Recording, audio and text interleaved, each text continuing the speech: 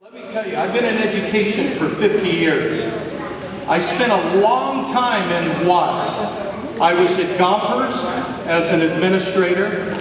I was the principal at Locke for many years.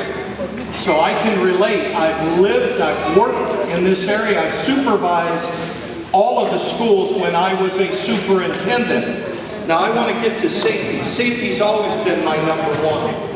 When I was principal at Locke, they tried to kill me. They shot me, the bullet went over my head and hit my ear. I wouldn't leave. Gangs aren't going to tell me what to do. But what we need to do is not only have safe passages, we have to have safe communities.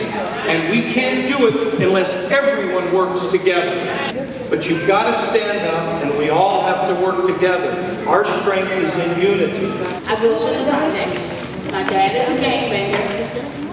We were growing up in a house with drugs, alcohol, and my brother, he was murdered at the age of 17 from being expelled from all of the elementary schools. So I stand before you being restored, and I look forward to the children being restored as well. There isn't a parent that I've met in education who doesn't send us their very best.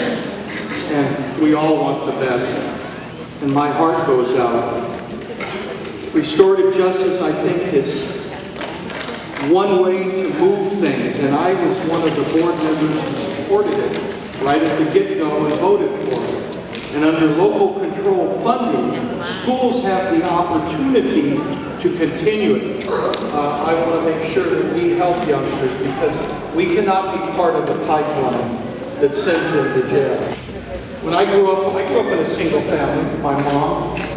I also had friends that grew up with gangs. I grew up in San Diego when it was really rough, years ago.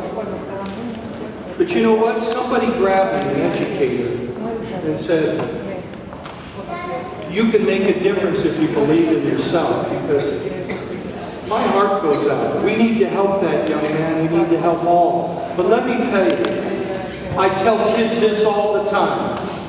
We can't just kick kids out of school. Our job is to teach them, to help them, to groom them, and they're going to fall down and they're going to get back up.